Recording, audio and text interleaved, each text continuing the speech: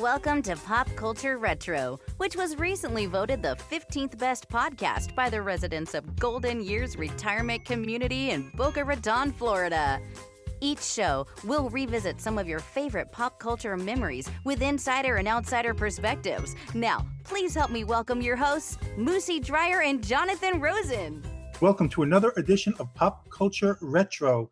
I'm Jonathan Rosen, along with Moosie Drier, and today we are thrilled to welcome. We had a huge hit with One Night in Bangkok. One town's very like another when your head's down over your pieces, brother. One night in Bangkok, the world's your oyster. When he starred in the original production of the musical Chess, starred in the BAFTA award-winning, Oscar-nominated film Sunday Bloody Sunday. He was first to sing the role of Judas in the original concept album of Jesus Christ Superstar. Please help us welcome Murray Head. Murray, thanks so much for joining us today. Hi. Well, we have a lot to cover, but I want to start by going back with you. So you were born in London, and a lot of times we ask people if they came from a family that had an appreciation of show business or the arts. So your parents, you and your brother, were all involved in some capacity. Can you talk about your parents a little bit and what they did? Well, my mother was an actress and my father wanted to be as close to her as possible. So he chose a profession after the war that he felt allied him to showbiz. He put himself forward as a documentary film writer, and he graduated from there to being a director and then a producer, and sort of ended up doing all three. It was at a time when we didn't have advertising, and documentaries were what big companies, ICI, Shell, BP, all that lot, would hire a film company to make a documentary about them. Obviously, these people learnt in time that it would probably be cheaper if they had their own units. Mm-hmm. So they took that job away from them. Oh. My father was, I think what I got from him was curiosity. He was a very curious man. He wrote all his things. The only difficulty was that he would be always looking for a balance between one argument and the opposite argument. And that I didn't like so much. It took too much time, and I was inclined to be for either one thing or the other. And anyway, with that as a background and him writing at home, my mother continually working as an actress, I didn't see her really. I was put into the capable and incapable hands of nannies, and what we had over there was, over here in England, was au pairs, and they were girls who wanted to learn a bit of English and so took jobs as nannies, and I had about 14 of them. Wow. I mean, they just went on and on and on. Some were better than others, some were awful. And she signed a contract. This is, I think, a reflection of the times. I don't think it's fair to criticize them for what they did then, because they knew nothing else. But she signed a film contract with Associated British, forbidding her to, for want of a better word, how do we say it?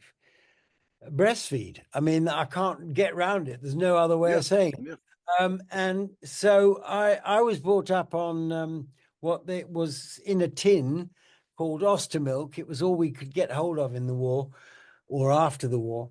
And I think, I mean, the whole thing of rationing, which I don't think you in America ever had, we had rationing that went on till 53. We got our first banana in 53. It's an austere period where various countries are getting back together. We'd been bombarded by the Germans all the way through the war. And so my mother had experience. She'd done the theaters during the war, and she'd had experience of, bomb sites and picking up what she thought was somebody, and then it was just an arm. It was quite heavy. The thing that I learned when I eventually tackled an autobiography for the French was that generation was aware of not having much control of their lives and fought very hard in the 20s for control. And they just about got it in their teens or 20s when they were confronted with World War and bombardment, which meant you never knew what was going to happen the next day. You never knew how long your life was going to live. So they were perpetually out of control. So when they had children after the war, as a natural reaction, they probably overprotected us.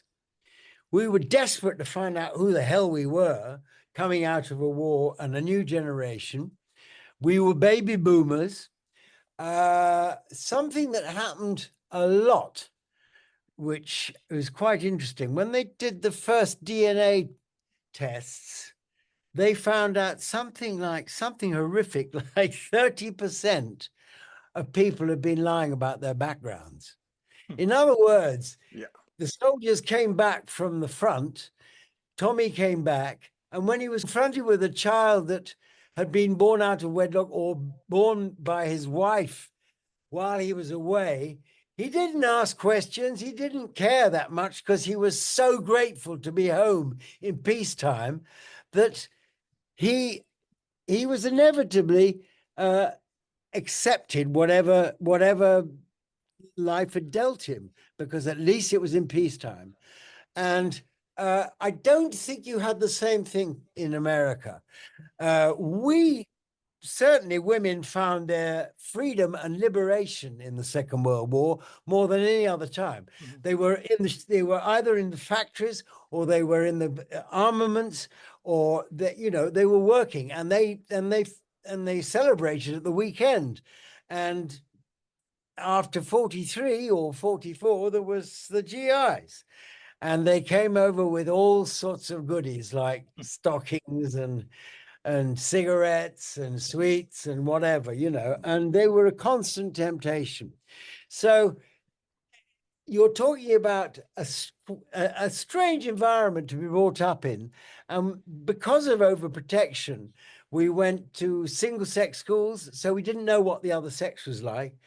And there was this strange movement that started to evolve of its own accord, which was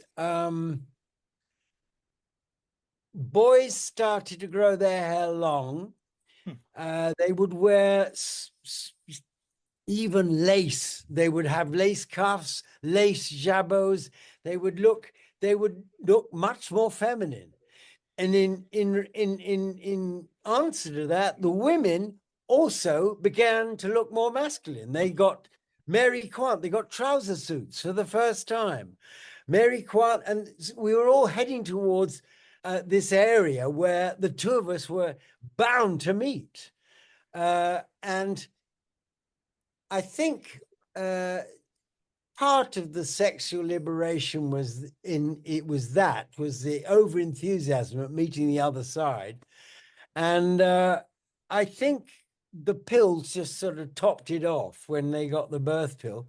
And so we were labeled a liberal generation, and probably too much so. Meanwhile, my mother, they sent me, by some extraordinary reason, they sent me to a French school, partially because my father was always embarrassed about his French accent because it was very English, partially because they thought it was a very good thing for their child to be have a what's it called? To be bilingual. Multilingual. Yeah. Yeah. And because it was also fashionable among the acting elite to send your children to French school. And there was a French school in London called the Lycée Français. And I was in it for probably about 6 months. I'd only just learned to speak English. And quite frankly, this non-compromising school where they just spoke French and didn't know English at all, I luckily developed asthma, which allowed me to the doctors to persuade my mother to take me back home and educate me at home. So I saw my mother really for the first time, Wow. when she was forced to look after me. And she taught me how to read and write, how to do maths. And of course, it was the first time I'd really been with my mother all day long. It was fantastic. And she did this for about 2 years. And unfortunately, I got better. So they decided to send me back to school. At the same time as my brother was conceived, and so he was on the way, and I had to I had to go back to the French school, which was frightening. It was awful. Oh, wow. And I bore 3 years of that. And we got a test at 10, which enables you to go into senior school. And I failed miserably because I've been in a French school and they didn't care less about English. And so I ended up in what we call secondary modern, which is a lower school altogether. And of course, it was the best education I've ever got. They were so pleased to see somebody who could actually write, read, and think, that it was a joy to come home. It meant I learned about geography and history late in life, and in fact, I learned more about English history through my children than I did Wow. because I was doing and learning. If you're in a foreign school and you're too young, and they feed you French history in this case and French geography, it's not in your veins. There's something that just doesn't gel. It doesn't click. So it was difficult. When I found myself at secondary school, that was a fabulous experience. For 2 years, I was happy. Your mother was an actress, so is this like, if that's where you got all your love of that from? Don't try and piece it together. No? It's all, it's not intellectual. It's instinctive. Uh-huh. Now, every year from the age of 4 onwards, they went to France for their holidays. Besides that, my father was in love with French cars, so he had a Citroën, several Citroëns, what they called 15 Léger, 15 Light, and my mother had the role of Madame Maigret in the Maigret series on English television. So they were bathed in, they're nuts about the French, and they went to France every year. We had a very strange system here of being able to drive your car onto a plane, which sort of had a bulbous front. It was Freddie Laker who bought them up after the war, very cheap, and decided to run these ferries from Lille in England to Cherbourg or Le Touquet in France. We flew probably about 30 feet above the sea. I mean, you could actually see in the holes in the aeroplane because it was a propeller-driven thing. It carried about 9 cars, and the passengers all sat in this very rickety sort of, it's not a cabin, it was just this rather like a lavatory, and we could see the sea from below. And we would get into Le Touquet, drive off the plane, and then head for the camping sites. And that was my first introduction to France. It was seeing France through my parents' eyes.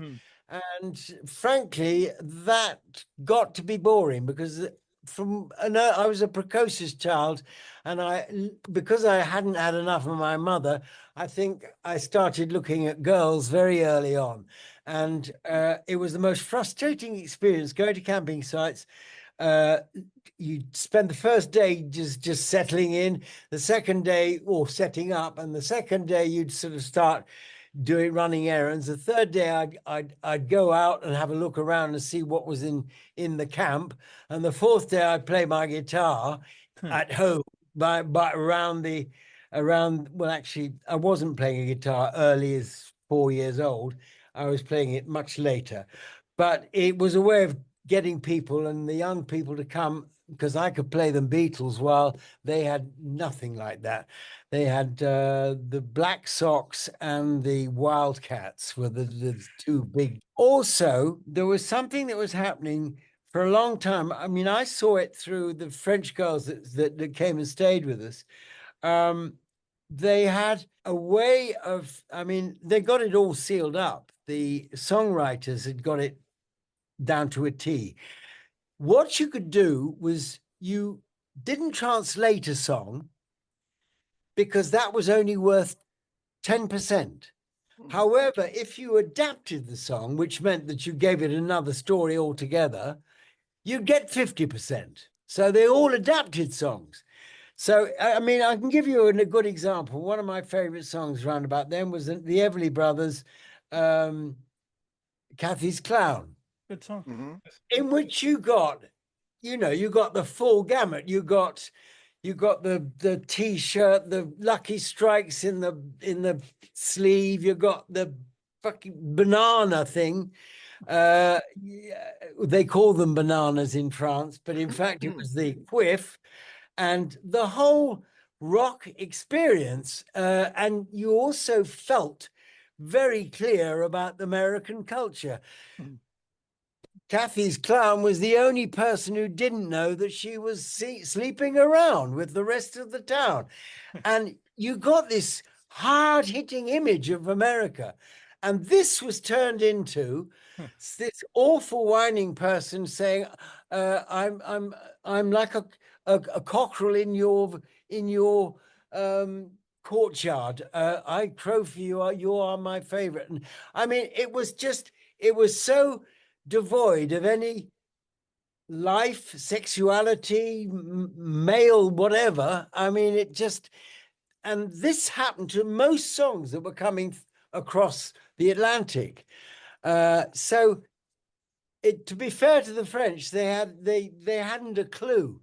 Whereas in England, I was just at the right age when, first of all, I got into, my first hero was Ray Charles.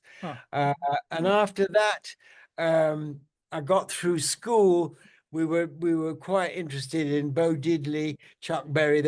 Chuck Berry was early, but that sort of degree of pop, the change with blues coming in, didn't quite reach me. I went from Ray Charles and probably torch songs to liking modern jazz. And I remember at 13, my father gave me 2 albums for my birthday, and one was okay. It was a Swedish saxophonist called Serge Chaloff, but he'd hired some good musicians, Leroy Vinegar on bass, and I can't remember who was playing drums. Philly Joe Jones, I think. And anyway, that was okay. But the other album was ghastly. It was a sort of hodgepodge of bands, big bands playing sax music, and what had happened was my father had judged the record by the sleeve, and he bought 2 things back. Now I thought, well, this is all very well, but I've got my own agenda.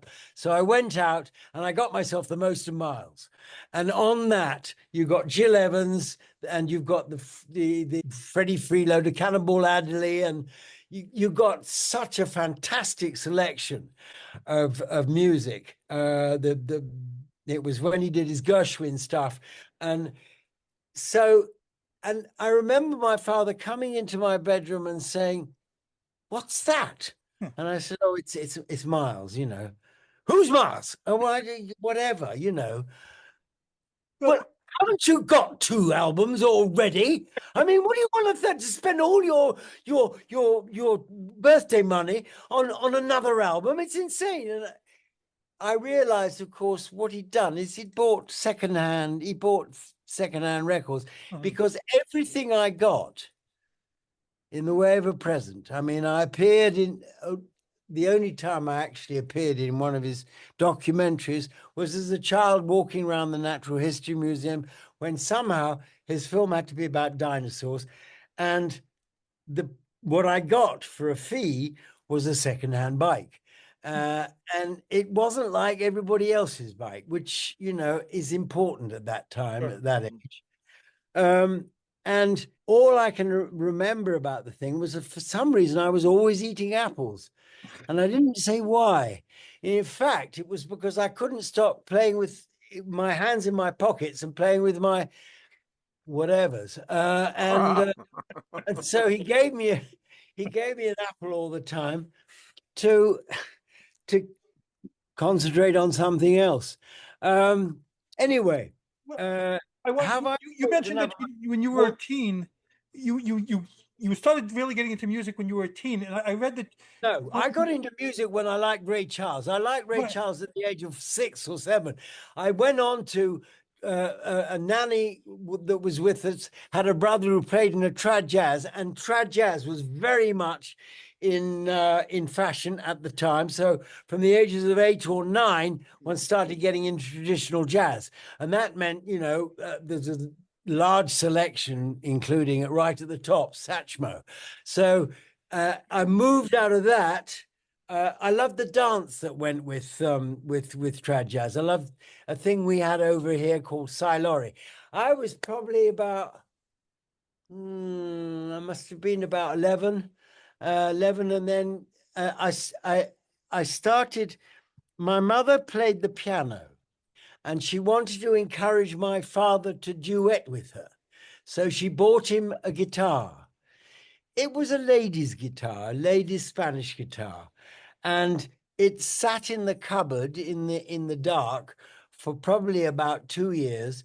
And so I quietly took it out, found somewhere really of my own, like a lavatory somewhere, or you know, at the bottom of the garden in a shed or whatever, to learn chords, because my best friend Ben, uh, who was very successful with girls, knew 3 chords on a guitar and seemed to attract a lot of girls. So I thought, if I learned 4 chords, I would attract more girls than Ben. Unfortunately, by the time I got the chords together, I checked it out, and it's nothing to do with the guitar. Ben was just better looking, and he was pulling left, right, and center. He was more outward than I was. So I was stuck with these 4 chords, and I would make them work. And I wrote my first songs at probably about 12 or 14, and all of this was done in secret. Then my best friend at grammar school went on, he got a scholarship to one of our biggest private schools, Harrow. And at Harrow, he formed a band. There was an older band that had already succeeded called the Band of Angels, who had somebody called Mike Darbo. I don't know whether he sung for the Man from Man for a while. So they formed a younger band, and they asked me, they needed a singer, and they said, "You can sing, come up and play." So we came up and played. Now, this coincided with the fact that promoters in England had realized that in America, the blues, whatever, not fashion, the blues wave had already died. And there were all these amazing bluesmen lying around who'd got names for themselves, and no one was using them. And they managed to get them for no money at all. And they had these blues festivals with something like I don't know, something like at least 20 bluesmen playing, and they played in the suburbs of London at festivals, and it just coincided with us needing the white bourgeoisie needing a primal scream. And so we nicked it. We stole it from the blacks, not realizing that it was more elaborate and more confusing than just three chords. But we just learned to play guitars, and there was blues, and it arrived on our doorstep. And then, Pete Seeger was then doing folk, and this combination of folk blues was ideal for the home amateur. And so all this amalgamated at the same time. And the Stones were no different, and they did their homework more than most. And they lived in scuzzy sort of backgrounds. And because it was what I was doing, I saw the first time the Stones played in Station Hotel Richmond. And their manager at the time, George Ugomelski, came on and he said, there were about 40 people. And he said, I think these boys, I think you're going to see more of them. I think you'll like them soon. I promise you. Why not give them another round of applause? And I went back to the same club 3 weeks later, and you couldn't get in. It was people sitting on each other's shoulders, 3 people high. And it was the most liberating experience, hearing Johnny B. Good, recycled, but my God, it was well done. And I saw we had round the corner from where I lived, we had Eel Pie Island, which was where everybody played. You might have heard of Long John Baldry, but you wouldn't have heard of Cyril Davis. And Cyril Davis played the harmonica in Cyril Davis All Stars. It was the first single I bought. It was Countryline Special. It was a harmonica thing. Fantastic. And then he died because he had pleurisy. And in his place, sitting on the side of the stage, having been noticed by Long John Baldry on the train, on the tube train, that's our version of the American subway, yeah. Noticed this guy, Rod Stewart, playing the harmonica. So he asked Rod Stewart to get up and play harmonica, not sing, just play harmonica. And from that, it developed into probably the best band I ever saw, was a thing called Steam Packet, which had Long John Baldry, Judy Gristol, Rod Stewart as 3 singers. It had a guy called Vic Bridges, who was at school with me playing guitar. It had Elton John playing keyboards, and it had Brian Auger on organ. And I mean, it was, this was a movement. All this was happening. At the same time, at Eel Pie Island, I saw Jeff Beck with originally the Night Shifts, and then he moved on to a threesome called the Triad. And from there, he moved to our local band, who were at school with me. They used to be called the Sean and the Country Gentlemen, but they became the Yardbirds. And all this is just beginning. It's just happening. And, all you could do was get out at the weekends because you weren't allowed out at night during the week. So that was my musical background. And it was really important. It was really happening. It was the only place that we could get away from our parents' opinions and their way of living, which was obsolescent for us. We were just finding girls. What the hell did they know? And, they were, my mother kept on saying the wrong things. What a gas, darling. And she said, I've soused you. And she meant she'd sussed, but she tried to be with it, but it was horrible. My brother was 8 years younger. So I got to the point at where at home there was a conflict. My father had lost his mother at the age of 2 to the IRA, and he so he never knew feminine discipline. He never knew a woman's ways. He was put with a family at one point because his father went into the army after he was in the Flying Corps during the First World War, and then went to the army after that. And losing his wife was the biggest shock. So my father was a reminder of the wife that he'd lost. So it was mixed. And so my father really only learnt discipline from boarding school, which was the cane in those days. And so I was beaten as a child from very early on, by hand initially, and then, well, you do that, but you've got to look at the time. Yeah. They didn't know any better. They hadn't got a psychology book among them. I was brought up at the end on Dr. Spock, and look at his kids. I mean, Dr. Spock was a ghastly mess. And I mean, that's what we had. And so my father moved from the hand to the slipper to eventually the cane from the garden. And at some point, there was this almighty explosion where it's something that I hope that very few people have that experience. But my father, I said I was rude to my mother or something and slammed the French doors and went out in the garden just to cool down. And my father followed me out and said, "How dare you speak to your mother like that? How dare you?"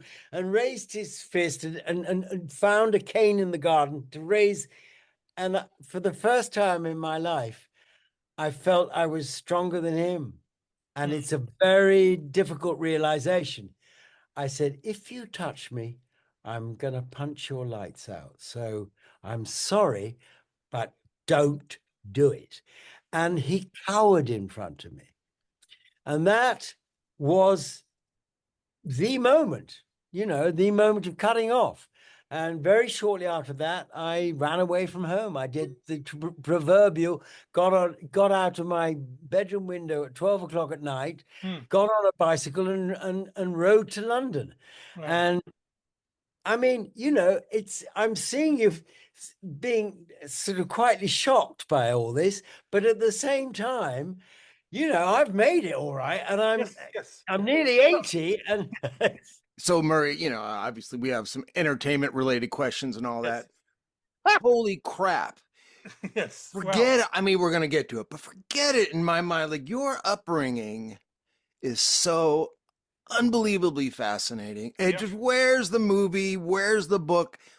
And the genders were separated when you were in school and you weren't, you didn't have the asthma and you go, home with your mom. That seemed to fuel your fascination to the other gender, even more than what's natural. It's natural, but or whoever, whatever gender that somebody's attracted to, that seemed to fuel you, and in a sense, assisted in just the outlying of breastfeeding to every single thing you've said is way more fascinating than anybody's entertainment career. And I mean, no disrespect to anybody. I've only just started.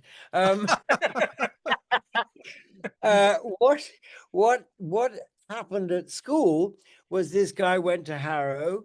He went to this very posh school, so we got a view of how the other half lived. We went to all these rich houses all over the country, playing to other kids of our age. And at first, I thought everybody was drunk, but they weren't. They were just high on enthusiasm. They weren't drugged. They weren't drunk. They were just rhythm and blues did the trick.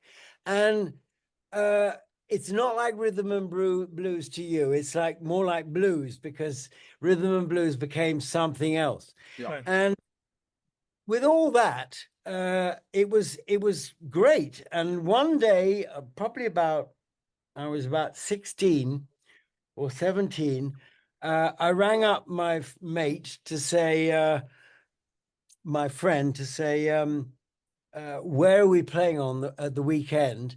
And he said, oh, I'm glad you called me because I've got some news. And, I hope you can take it well. We've amalgamated with a local band called The Others. And I'm afraid you're not with us any longer. We've got a new singer. We've got the other singer, and his name is Paul Stewart. And I knew who he was, and I thought, that is rich. Because I'd reached the fifth form, which it's in no way you can equate with, I don't know what the equivalent is in America, but I was actually thrown out of the leading class to a much more inferior class called from 5 transitive arts to 5 alpha, because for being a bad influence on a boy in my class, a boy called Paul Stewart. It was the same guy who'd replaced me as a singer. And also I'd been thrown out of a class for being a bad influence on him because his parents had run to the headmaster. And this, I said to the friend of mine who was a manager, well, all right, okay, I'll take that. But what the hell do I do now? Oh, you can do a solo. I mean, you could sing songs, you write songs yourself, you can go off and I thought, all right, okay. And that is the only time in my life I have deemed to be competitive, because I hate competition. I don't see any point in it. As for, things like The Voice, things like where people show off and try to do better than each other, I can't think of anything worse. It's so far from what we're supposed to do, which is tell stories. Yep. And be supportive. Yeah, and be supportive and contribute. So it was a race to record and see who could get a single first, the band or me on my own. And I sent a tape that I did quietly on my own to somebody called Norrie Paramore, who it was something called the Cyril Stapleton Talent Search. Cyril Stapleton was an ex-band leader, and the talent search was just a way of the old boys finding new songwriters. Right? It wasn't anything to do with, we were better than, we were among the best.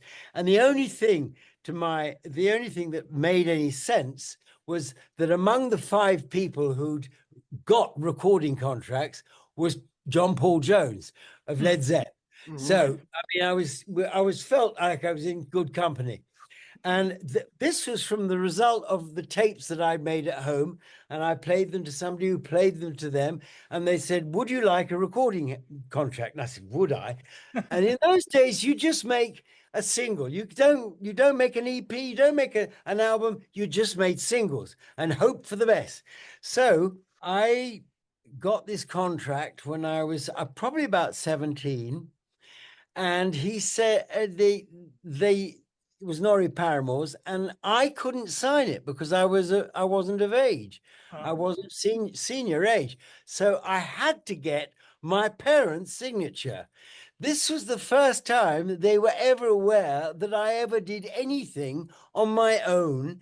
And it was a horrible shock to them. And so that was the first sign of entertainment, for want of a horrible word. And my father immediately rang up Norrie Paramore, who was Cliff Richards. We've got somebody over here called Cliff Richards. We know Cliff Richards, yes, of course. But he was the equivalent to the English equivalent to Elvis. And Norrie Paramore recorded him in the Shadows, and my father rang him up and he said, look, I had no idea the boy was singing. I mean, I must get him into college immediately. We was trained that voice. And Norrie Paramore, thank God, said the fewest words needed, but said them, and it's changed my life. He said, God, no, don't touch him. That's why I like his voice. It's unique. Please, please, leave him alone. Don't, whatever you do, send him to college. So they signed it, and then they gave the contract. They gave it to somebody who they knew as an agent, who was the theatrical agent, who she was married to Percival Mackey, once again another band leader. We had a lot of them in those days, and she did the contract for me, and said to my parents a couple of weeks later, I think he's the epitome of a star that we had at the time, of Jess Conrad, and I think he could get acting work. Would you mind if I put him up for jobs? And they said, by all means. And she sent me, I mean, the first audition I went to was for a film. And it was the film called The Family Way. With the Haley and John Mills. Yes. In the audition, I played them songs that I was doing at the time. Mm-hmm. One was a sort of jazzed up version of Land of Hope and Glory, which fitted their film perfectly. And then some of the songs I'd written was Time You Went and Someday Soon or something else. And they loved the music. But they started taking the mickey out of me because I was wearing a three-piece suit. They were twins, and they used to share what they would do. One of them would produce and the other would direct. And they started taking the mickey out of me. And what does that mean? Taking the mickey, in ruder words, taking the piss. And they laughed at me, right? And because I was heavily involved in music, I had nothing to lose. This was my first audition. Sod them. And I started taking the mickey out of them. And they loved that confidence. And they said, oh, right, okay, we'll let you know. And then there was all sorts of signing contracts for music and all the rest. And they put me in this film. And the film was about environmental impotence.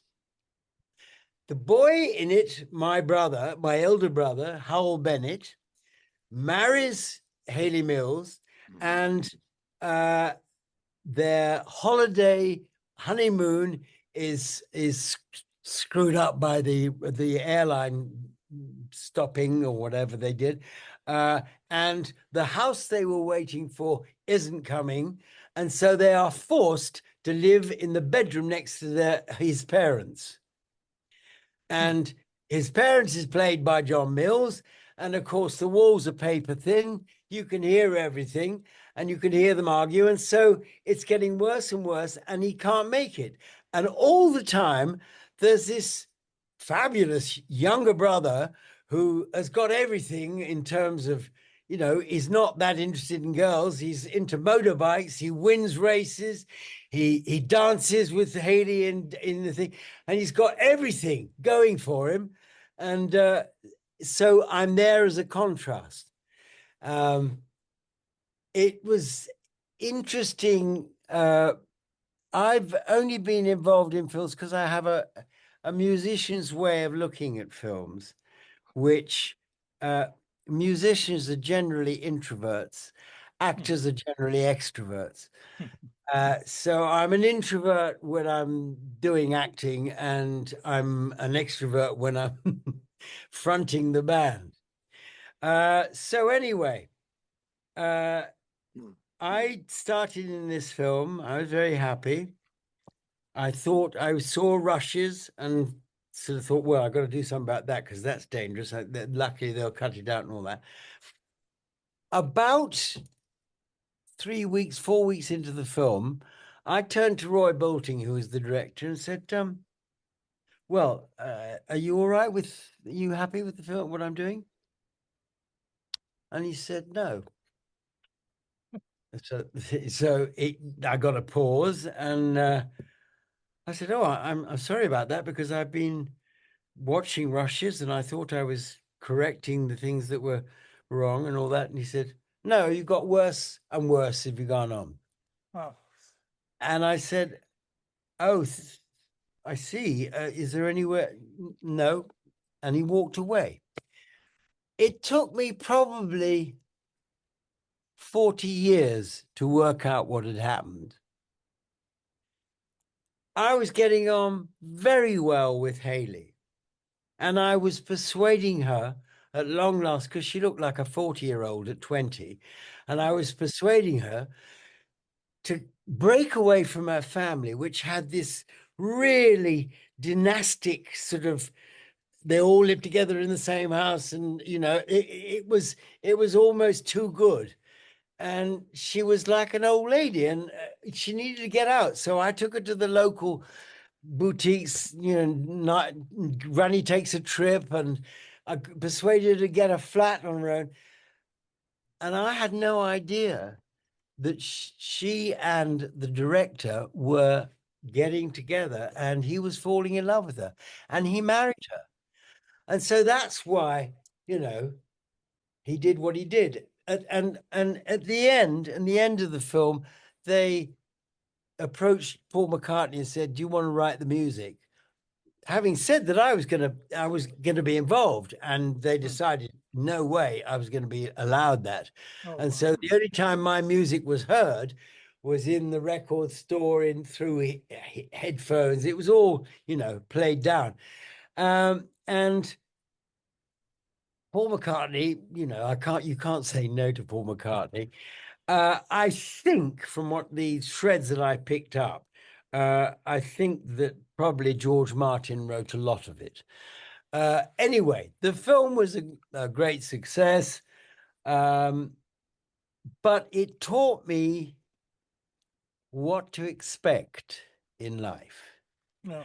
Yeah. And you could ask me, with a bit of luck, you could ask me, I seem humble enough. And the answer is humility is the one thing I've had to learn over and over again, because while it was given with one hand and there was something about my personality that appealed, on the other hand, it was taken away. And even worse, it was always hard. And that has followed me all the way through. Whether it was Jesus Christ Superstar, which no sooner we'd recorded it, the Americans took it off us. And Well, I want to Andrew ask about Jim that. never. Yeah. Oh, you can ask about a lot of things because, I mean, it just goes on and on and on and on. By the way, I just want to interject real quick and just add that your rushes that you were watching, which we call dailies here in America. Yes.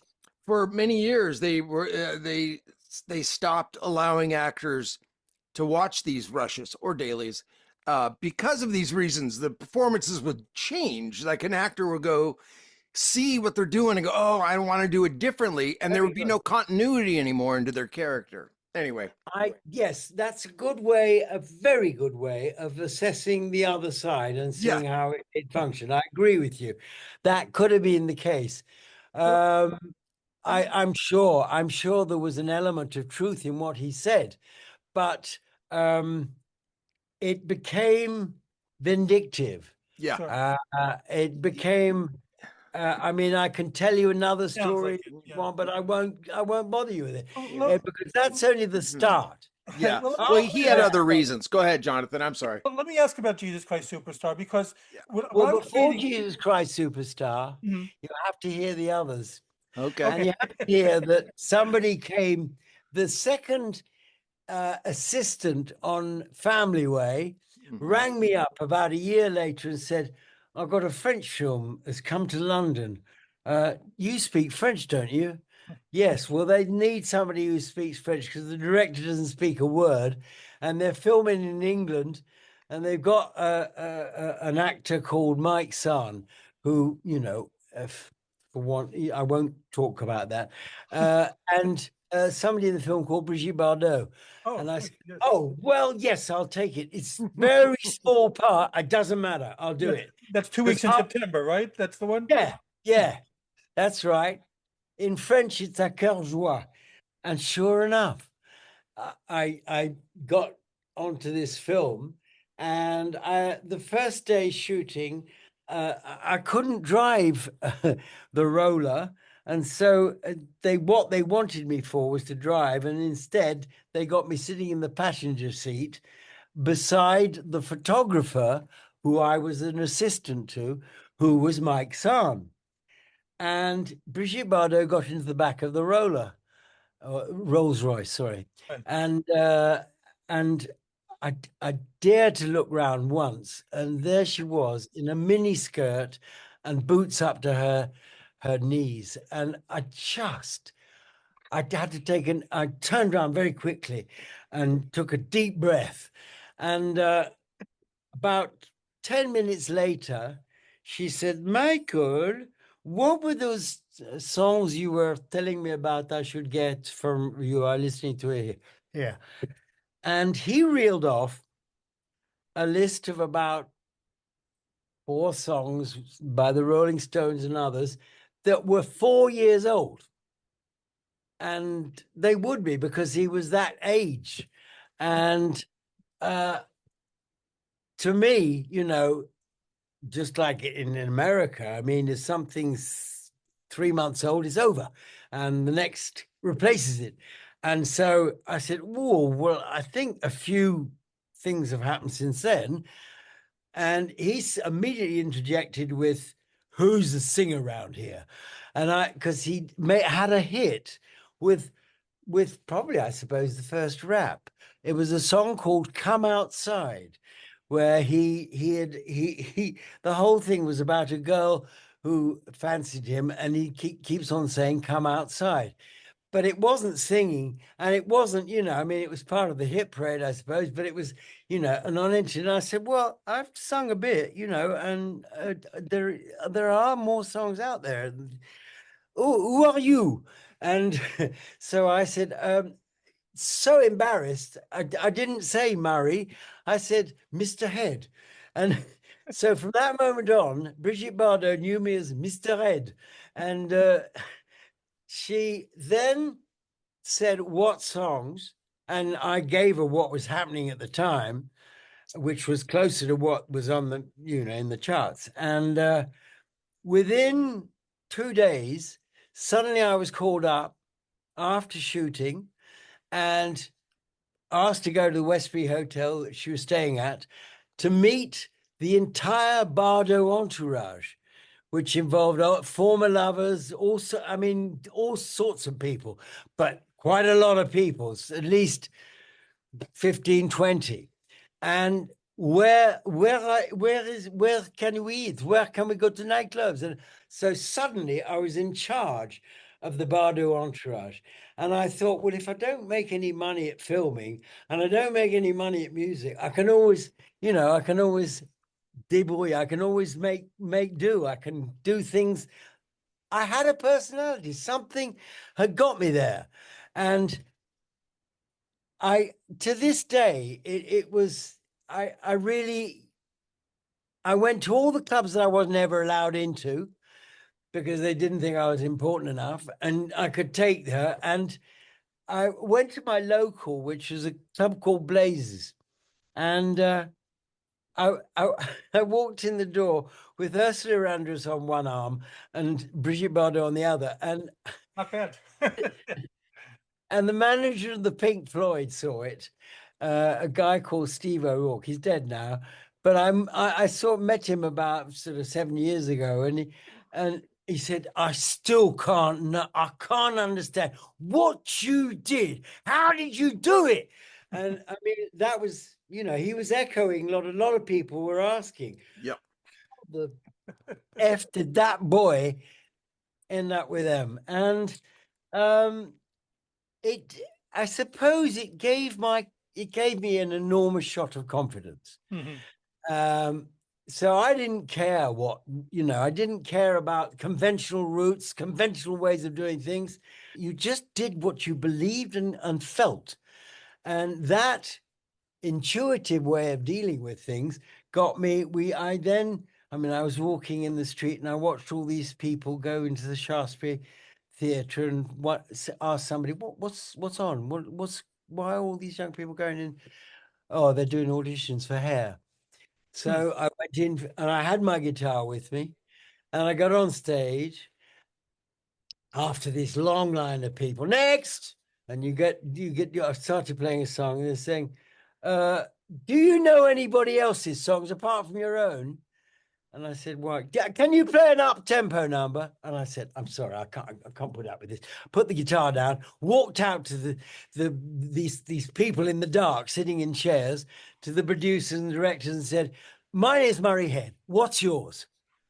And they were so taken aback again by the confidence. I had nothing to lose, and that is what I suppose has been the ingredient that I've used all the way through my life. If you act and sing, you don't have to depend on either. You could all, because you find out very quickly that all your acting friends will say, "I tell you what, last night when you picked up a guitar and you sang, oh, I mean, that is the real you. Oh, that is fantastic." And then, all your singing friends will say, "I saw you on telly last night. Why aren't you doing that? I mean, that's where your money lies."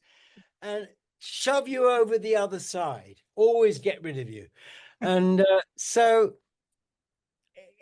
I had in my contract in Hair, it was something, I wasn't in the opening. It's about 4 months later. And the beauty of Hair was something they didn't know, because what happened initially when they got going and they got their cast, and I wasn't in the first batch. Initially, the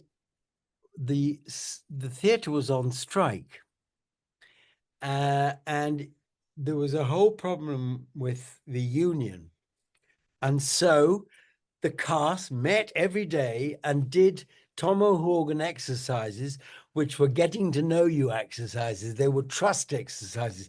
They were leave yourself in the hands of other actors. And slowly but surely, a genuine family had grown without them working at it or anything. And it was, so I walked into this really happy environment. Unfortunately, that lasted for about 2.5 months, 3 months. And then one night, somebody whispered, "Sammy Davis is in. Sammy Davis is in the stalls." And suddenly, 26 people, or whatever the number was, took every opportunity to dash down front and say, "Sammy, dig me." And it was like a house of cards. They just folded. And suddenly there were 26 egos on stage and no longer a family.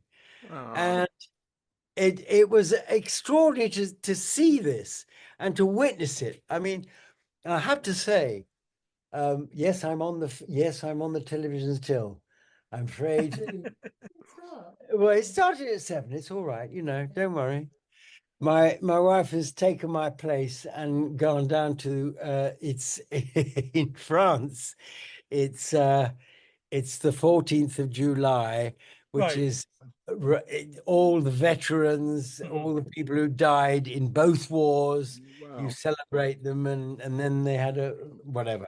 Anyway, I had in my contract something that said if I had a hit, because the contracts were rock and roll orientated, because they weren't taking straightforward actors. They were taking people who had something else. And so they had in this contract that if I had a hit track or I had a film, I could leave. And not only did I have Jesus Christ Superstar, the single, as it just came out, I also had an audition for Sunday Bloody Sunday, and I'd got the role in Sunday Bloody Sunday. So, I mean, I was doubly equipped to leave, and without any, fear of contradiction. I was in the show with Tim Curry, who went to America, made his mark in America. And I stayed in England, and John Schlesinger saw me for the film. Oh. I mean, now you can ask your question about Superstar. Well, how did they come to you? So Andrew Lloyd Webber. Well, right. Okay, I'll tell you. First of all, when I did the film Family Way, I was with a band at Oxford, and I was the only non-graduate. They were all at Oxford University. I was the only one who wasn't, but I did have a singing voice. So they compromised and got me to sing for them. We had reached our third single. The first single was Alberta. The second single was a thing called Bells of Rumney that Norrie Paramore's cousin, I was handed down to him. He failed. And so there was an apprentice A&R man called Tim Rice, who was at EMI, and they had said, if you want something to do and you want a record to produce, you can produce this. This is a guy called Murray Head. I had a song in a film. I mean, it was, it should have at least excited somebody, but no, he recorded that. And of course, the band, who were all at Oxford, were all middle class. And since he went to a public school, they spoke his language. So he felt totally at home with the band, as opposed to some street band that worked their way from poverty. Here was, elitists who at Oxford University studying Japanese, geography, all sorts of subjects. And it was also a very interesting time. There were some real personalities in Oxford who have since gone on to be very famous people. And so Tim Rice had recorded me Someday Soon. He hadn't got a repertoire of singers. He hadn't been floating around lots of, he'd been writing. First of all, he'd written Technicolor Dreamcoat with Andrew, and that didn't work, and or not then. And then he asked my saxophonist, the Chris Mercer, who is in the band, who's in the band was called, by the way, the Blue Monks and Their Dirty Habits. And our signature tune was from Thelonious Monk, Blue Monks Blues. Yeah. But he came along with me to this very strange, I suppose it wasn't even an audition, meeting with Tim, who was introducing me to Andrew in Andrew's flat in South Kensington. And we sat down, and Andrew played the piano pretty badly, while Tim Rice sung Jesus Christ, Superstar, who do you think? And so at the end of it, there's a cassette in my collection. I have still to find it, where I had a cassette running, and there's a complete silence. And after about sort of three quarters of a minute, I said, "You've got to be joking! You've got to be joking!" I mean, apart from it being the most popular story in history, the Bible, what the, so he said, he then he then said, it's not the same story. It's Judas. It's from Judas's point of view. To which I said, okay, well, anyway, I'll do it. I'll do it for the hell of it. Why not? I mean, it's the craziest idea I've ever heard. It's left field from rock and roll, but okay. But what he was very cannily doing by inviting the saxophonist, Chris knew and had worked with the Grease Band, who had accompanied Joe Cocker on Mad Dogs and Englishmen tour. And they were really hot. They were the best rhythm band in Europe at the time. And so he got the Grease band. He got Henry. He got them all. He got Neil Hubbard. He got Alan Spenner, and he got the Bruce Rollers, the drummer. And they gave us the basic tracks. And behind that, I could let myself go. Right. And I was meeting. I went to an Ivor Novello Award publishers shindig about a year ago or a year and a half ago, and they'd given the prize to Deep Purple. We had Sir Tim Rice on this show, on this podcast. He spoke very highly of you, spoke about chess. Yeah. What in the world came into your mind with how controversial this must have felt? And well, it felt, yes, exactly. Yeah, and but how I did it risky. because, yeah, but I got that. The same thing. Got nothing to lose. Why? I got out of here, thank God. And I'd enjoyed it while it was really fantastic. And then people started coming in, and in the opening of the second act, you do a sort of there's a drug sort of scene where everybody's sort of lying out and smoking and sort of tripping out. And this girl said, "Why did we all go down to the pub for a G&T?" And that was the moment at which I thought, this does not translate from America. Yeah. This does not, we have not got the same problem. It was, as far as everybody was concerned with hair, it made sense when the whole of the youth were being absorbed into a war they had nothing to do with, and there was this draft card thing. It made sense. And telling us that we had to be ourselves and act ourselves, and yet there was no draft card in England. We were going through a period of utter hedonism, swinging London and everything else. We couldn't be ourselves and know what the Americans were going through. So that lost its veneer, and when the family collapsed, that was it. So I was really glad to do this and get out. Now, what happened was at this Ian Gillan. Mhm. Ian Gillan was at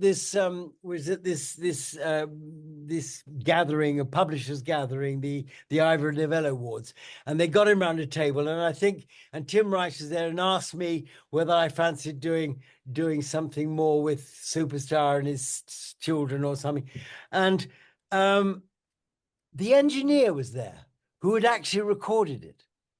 And he came up to me, to my seat, and said, I don't know whether you've clocked and whether you've taken heed and whether you remember well enough, but you and Ian, between you, gave up so much spontaneity, gave Andrew half that score. And of course, it didn't. We were so in love with doing what we did that we didn't measure what we were giving. I wrote that, he wrote that. I had learnt to display the very angst that I had got from my parents from being claustrophobic in our little house in Hampton, as way back in 1960. And this was, and Judas was carrying angst, and I defy anybody to get. And the same thing happened.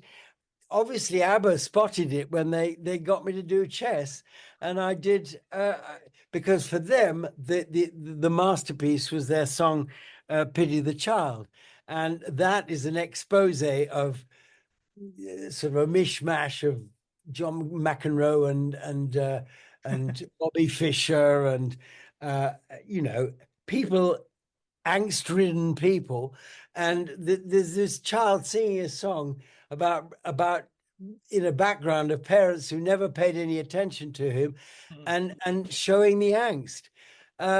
So that's what I've been employed for, angst.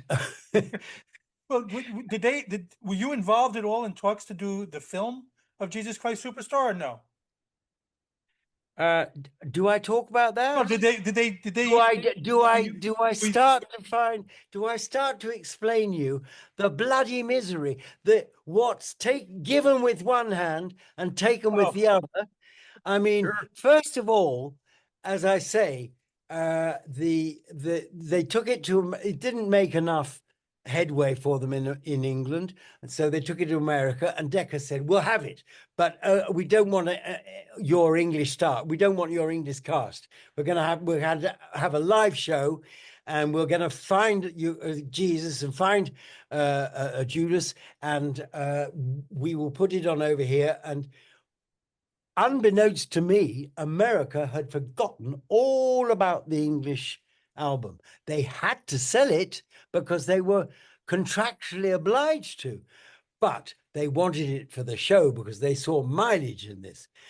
I didn't know this. So I didn't, and on top of which, I paid for my own journey to America, thinking, well, I'll go and get a record deal since I haven't got anything else. So I went to America and I got to Decca and they put on this front of liking liking me. Oh, great to see you. They ran out of people to feed my way, who escorted me all day long around various departments. They made me drop all my projects, which were there was a film project and there was a musical and something else that I'd given them. And they made me leave them in the office and get taken around by various representatives. And all the time I was getting bags fuller and fuller of records, free desk things with president written on them, and sort of all sorts of presents that they got at Christmas. And I was carrying these bags and I was weighed down by them. And finally, most of the people had left the office, so they'd run out of people to take me around. And I said, "Well, before I go, I'm on Riverside. Can I go and get my scripts?" And I went to the office. The guy had been fired. There was nothing in the office. I said, "Where is everything? What? This office was full." "Oh, he's not here anymore."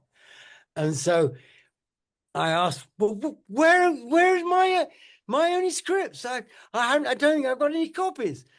"Oh, they're probably downstairs in the shredding room."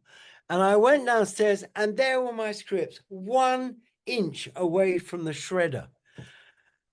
So the proportions of being wanted and not wanted were huge.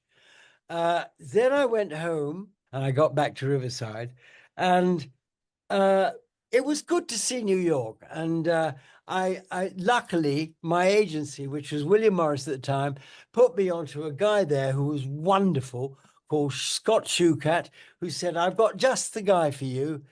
He's a bit quirky, but I think you'll get on like a house on fire." He sent me via Clive Davis, because Clive Davis had to give the go ahead, to John Hammond Sr. And John Hammond signed me to CBS. Wow. I went in and recorded some numbers in that famous place where Bob Dylan had just recorded. You know what? It was just Roy Hilly was there. I mean, it was heaven sent. The one thing about this whole thing of being told that they were to get an American cast and drop the English cast immediately was they never told us. Wow. Wow. There was nothing that ever told us. And because I'd paid for my own journey, I found out while I was there that, in fact, and what somebody said, which was the most important thing in my life, was to that day, I was still imitating. I mean, let's face it, the repertoire that we did with the with the Oxford band was mainly Stax, Tamla, and I mean, I wanted to be black. Ever since I heard Ray Charles, I wanted to be black. And people said to me, when I said I've done Jesus Christ Superstar, I said, "Oh, I thought you was black," and everything in my body sung for about 5 seconds, and then a voice of mine in my head said, "But you ain't black. You are nowhere near black. You are white as they come. Will you please stop imitating? And so the next 5 years were agony of trying to find out who the hell I was as far as the singing was concerned.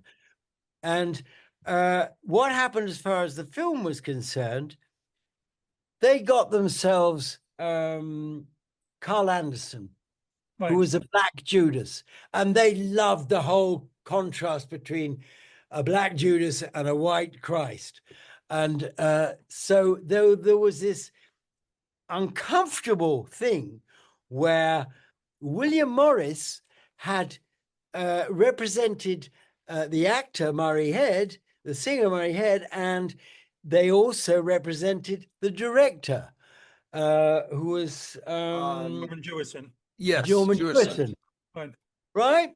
And there was this extraordinary dinner at Andrews where Norman Jewison insisted on sitting next to me. I was going to do the audition the next day, and Norman Jewison sat down, and he was, what is the word for, what's the polite word for ass crawling? There isn't one.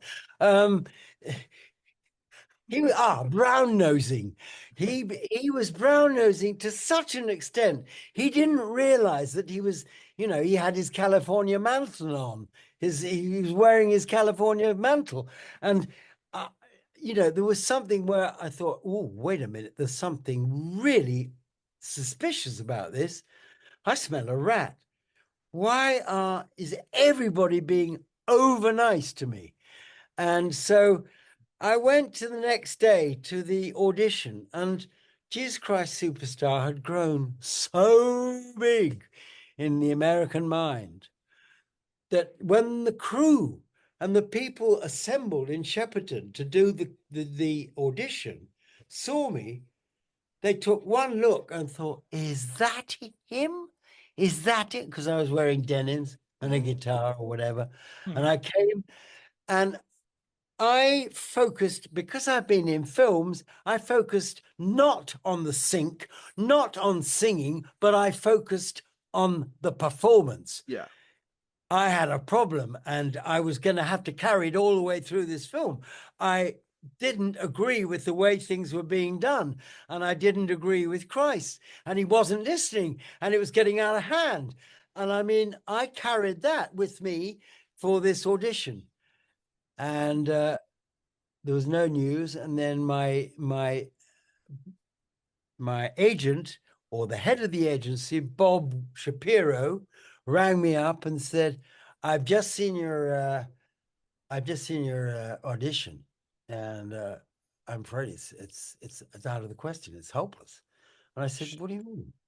And he said, well, it's completely out of sync. And I said, well, I wasn't thinking about sync, and nobody told me about it. They gave me enough room to hang myself. So what they've done is they might have assembled on purpose a really dodgy thing just to dissuade you. But as far as I'm concerned, it's, it was gone the night before. It was already decided. Right. And I have to say, Tim didn't defend me. Tim didn't say a thing. It was, as it was. So I lost the film.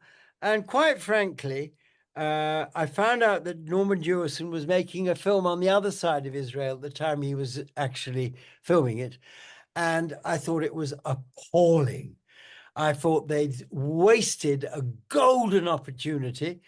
I wasn't 100% sold on Melvin Bragg's script, but I mean, the film was it was that awful thing of kids, of guys being over enthusiastic and dancing together and singing together. And it wasn't for 1 second real. And I come from a realist background. So that's the way, it didn't. So I was quite pleased that I was out of it. But it's the same old thing, you win in one hand, you lose on the other. And chess well, let me ask you about chess, because you did get, Tim Rice did come back to you for that. And by the way, no, no, no, no, he didn't. All right, give it to But us. let me tell you one thing though. I just want to say, my son, it was, I was born at around the time when One Night in Bangkok came out. My son is much, much younger, obviously. He loves the song. He could not have been more excited when I told him that you were coming on. So, so he Well, was he's going to thrilled. get a shock. He's going to get a Yes. terrible shock So because let's hear. this was done in conventional ways. They have a promoter called Thomas John Johansson. I don't know whether he's still alive, and he did all ABBA's tours. And they said, we want to write a musical, and we need to cast. Can you put the word out? And so Thomas Johansson, as a promoter, spoke to another live person, somebody who my brother was at school with, called Steve. Oh, I've forgotten his surname for the moment. Steve Hedges. And Steve Hedges sent something like, I don't know how many albums, 50 albums of different singers to Bjorn and Benny. And they went all the way through them. And one of the albums they liked was mine.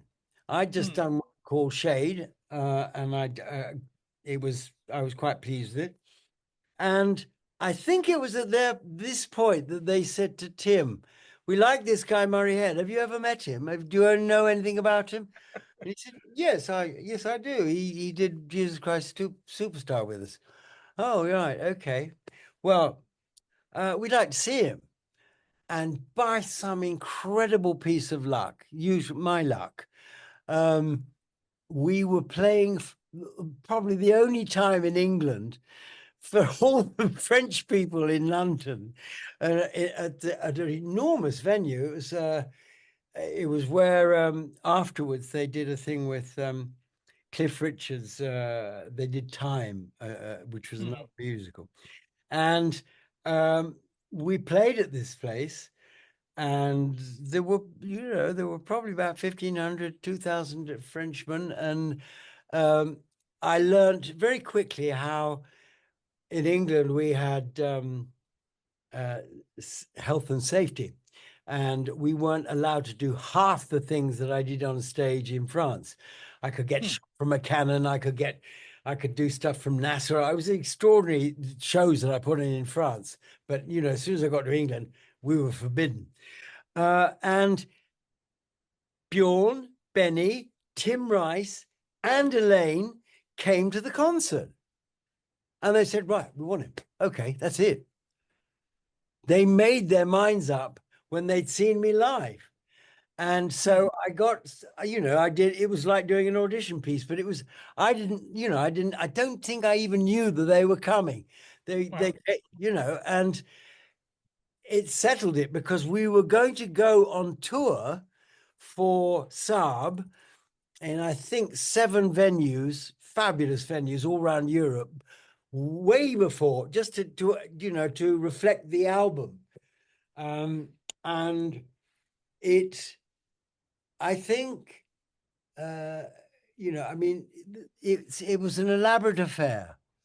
And it was funny that Tim, well, let's put it this way. ABBA were looking for a musical, but they're serious boys. They're very serious boys. And Tim had said, well, I was at Reykjavik at the time, the Cold War, and Boris Spassky and Bobby Fischer were fighting in Iceland, playing chess. And the contrast between the silence of the two men playing and the madness in the press room besides, I felt there was something really good there. And he relayed that idea to ABBA. And of course they said, oh, yes, we'll have it. But I think the best thing about that musical is the music. Bangkok, Oriental setting, and the city don't know what the city is getting. The creme de la creme of the chess world in a show with everything but Yul Brynner. Time flies, doesn't seem a minute since the stars in it.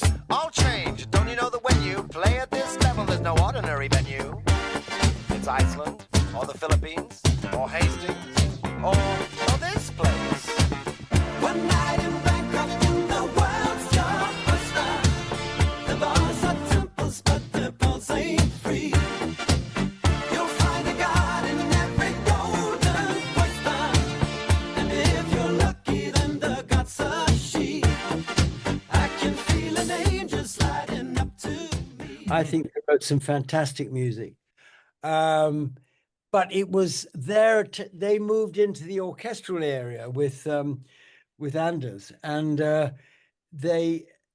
reason that Bangkok is so good, personally, I think, is because they hired the London Philharmonic for orchestra, the whole orchestra, for something like 5 songs or 6 songs, so they could afford to make a single that no one could make. No one could afford that. No one could afford a 2.5-minute intro from a fully fledged orchestra. They wouldn't do it. And typically, America screwed it up. Typically. Now, as far as I was concerned, all I knew was that we made a video, and suddenly this was the first time that videos had gone all over the world. So there was no longer that fantastic thing of going to foreign countries, plowing through the record stores, finding out what they liked and what they didn't like, and then, you know, finding a way of adjusting to that market. No, that was over. The video went to everybody. Plus, and this was very funny. During the recording session, I had a wonderful Irish manager, and he Virgin. I was just signed to Virgin, and Virgin said he can't sing for anybody else unless we get 1/3 of his royalties. And Benny Andersson, who is a principled man, said, I'm not going to do the deal. I can't do that. I can't believe it. I can't believe that money is tied by these people. How can, you know, and he went on ranting and got more and more pissed as he ranted. And eventually, Michael said, my manager said, well, you've got 2 alternatives. Either you accept the deal they're offering, and Murray pays 1/3 of his royalties to them for the rest of time, or you blow up Richard Branson.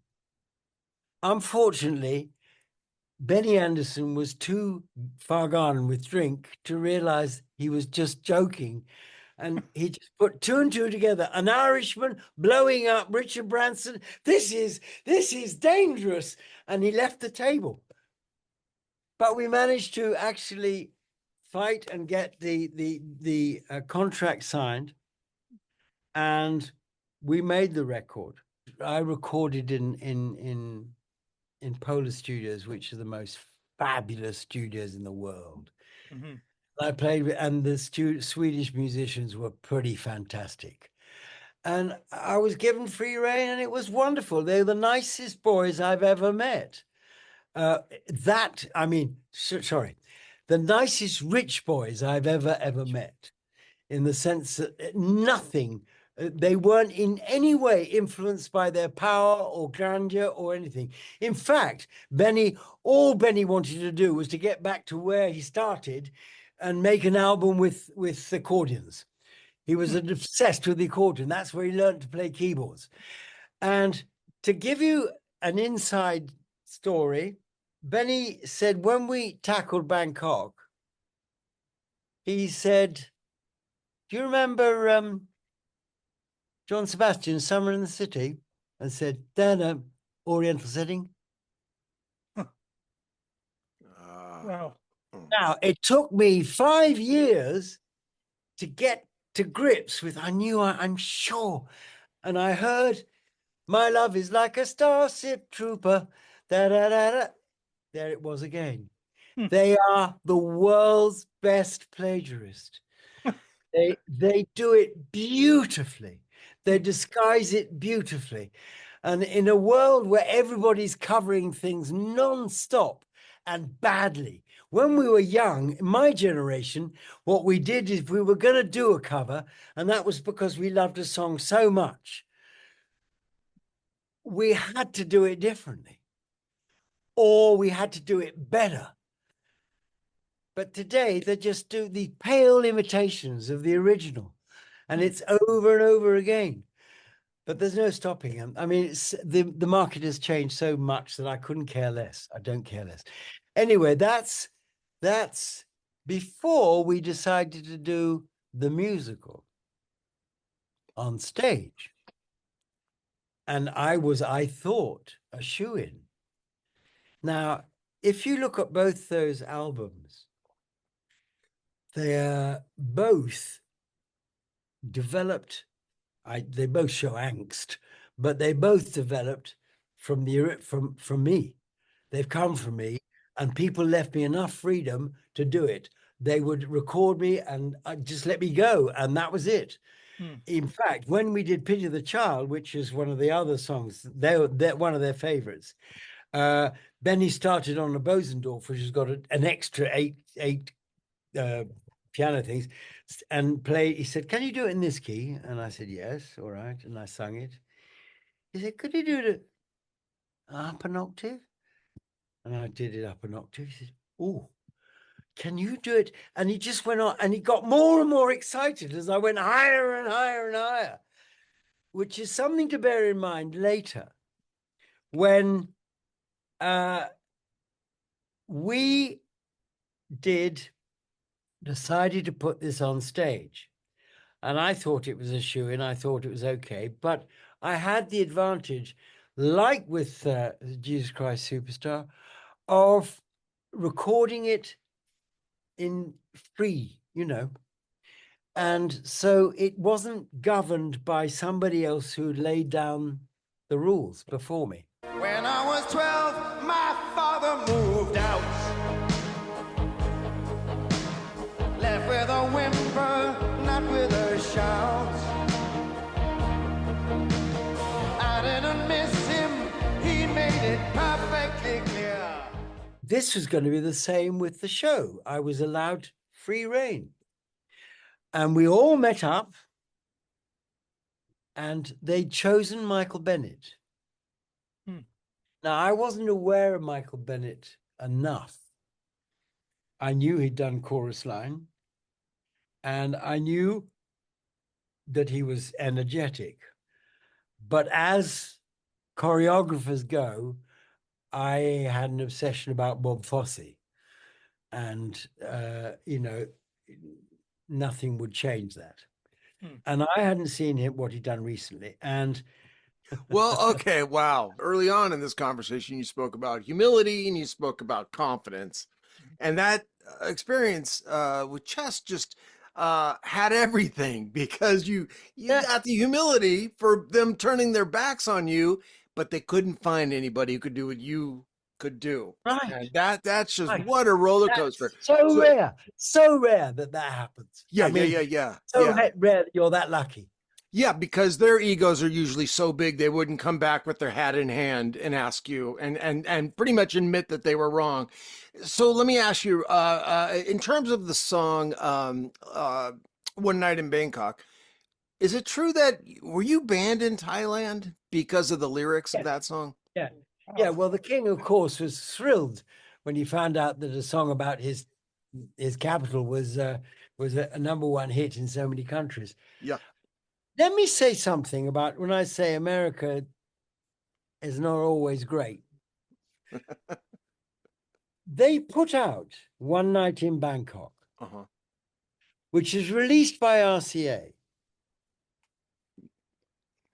And the representatives and those people involved, A&R and everybody else, said, "What do we call it? Is it a musical? Is it a this? Is it a that? What is it? It isn't anything. We can't do anything with this. Why are you pushing us to get this out?" Because ABBA did it. Well, so ABBA ain't that big over here.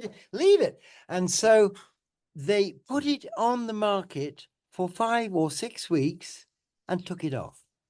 About 2 months later or a month later, a clever Frenchman who hadn't got any money got together a singer called Roby and did a really broken down, simple version without the orchestra, without the pomp, the glory, everything else. Did a simple version, which shot up the American dance charts. And RCA had the embarrassing thing of having to re-release and follow the other one right up to number 9 before they eclipsed. And I still say today that could have been number 1 in America had the record company realized what they got instead of being so obsessed with genre. Huge song. It was everywhere. I remember that song being everywhere, and it was just a fantastic song. How do you feel about they're re-releasing it and they're doing it in New York again? They've re-released in a white album cover, which I've seen somewhere before. They've re-released it without the orchestral opening. Well, I personally wasn't cognizant of those details. Yeah. This is what most of us lame Americans knew, is that we get in our car, we turn on the radio, and there's that song that was so well accepted and so popular. But you're really set up for it with the orchestra. I mean, oh yeah. Whoa, whoa, whoa, whoa, whoa, whoa, whoa, whoa, whoa, and then bang in with the rap. And the only first raps, one of the first white raps. Like I just told you a few minutes ago, here we are 40 years later. My son loves the song. Loves it. Yeah. So, Murray, we want to thank you so much for coming on. Oh man, it's such a pleasure getting to talk to you. I love your stories are unbelievable. I mean, you have a movie in your life for real. There's so much we didn't get to. That if there's a God, you'll accept us back for another session. And hopefully your wife isn't too upset that she's trying to celebrate your country. On the wasted words. She's gone out the back. Gone out to water the flowers. Right. Well, but honestly, it's been a pleasure for us, and we were looking forward to this. And again, a sincere thank you for coming on. It's great. Okay. So he started with this, and he gave us, he chose the cast, not necessarily for the same reasons that we would. He chose a lot of dancers who could sing a bit, and so the whole show was changing enormously. And he explained how we were going to have, people dancing above, people dancing in middle and on the floor. And it was wonderful. And I said, it's fantastic. I love it. I really love it. But there is a cerebral side to chess, which, bearing in mind how easy it is for people to criticize, how are you coping with this? And he said, I'm coping with it. And that was, I'd just spoken once too many, although it was just one line. He said to the people afterwards, get him off. Get him off. I don't want anything to do with him. Wow. So I was cast aside, and they looked all around England. And they got everybody to sing, but no one had the range. And top of which, Dave Clark thought, why not have Murray Head in my show? We'll have him as second we'll have him as second casting to Cliff Richard. Fantastic. So he got me to play Time. I will tell you about Time some other time. I read the script and really it was laughable, but I accepted because I was on the behind of chess, and hurting a little. And they came back to me 3 months later. Michael Bennett said, send him round to my flat, send him round. I'll have to talk this out. I'll have to encourage him to come back. I said, I can't come back. I've accepted another musical. How dare you? How can you? And I said, well, that's the state of play, Yeah. which enabled me to negotiate stronger fees and to go back and see Michael Bennett. And I tell you now, I said to Michael Bennett when we sat in his flat, he was charming to me. And he admitted, look, we've been all around England. We've looked for people to sing. They can't sing the bloody part. And ABBA won't drop the keys, so you're going to have to sing it. And I said, well, all right, but can I ask you a few questions? Yeah, all right. How do you see, Tim writes lyrics that are pretty intense and condensed and on top of each other. I'd just like to see how you would do Murano, which is where all the villagers all get excited about the arrival of the chess player. And he broke it up for me. He did it on the spot. And it was magic. It was incredible. I said, oh, right, I'm sorry. I take everything back. I was uninitiated. I didn't know enough. I've seen pure brilliance. If in your hands, this show is going to go. I want to be part of it. And so we renegotiated and we got past it. But it's had its ups and downs. I won't say more because there's plenty, there's plenty out there. Carry on. Next. You are my new world's most interesting man. I don't know if they have those commercials over there with the beer, the Dos Equis, but boy, I got to tell you, man, your life is fascinating. 100%. Well, it's okay because the most important thing these days, there are two things. One is to try and keep humble, and of all those that I know and appreciate, humility is the thing that they have maintained, and the other is never to get bitter. And so many musicians get bitter because they feel their talent hasn't been exposed enough, or they've been under worshipped, or under whatever, and the big problem and difficulty with fame, and I'm very glad to meet you at the end of my life than rather at the beginning, because the biggest hindrance and difficulty is dealing with fame, because it's just it's relentless. Yeah. It's so demanding. It wants all of you, and the more it wants of you, the less it understands. And I'm glad that you realize, that I can give you a different picture. It's good. Yeah. Well, again, this has been Pop Culture Retro. I'm Jonathan Rosen with Moosie Drier. And again, a very special thanks to Murray Head.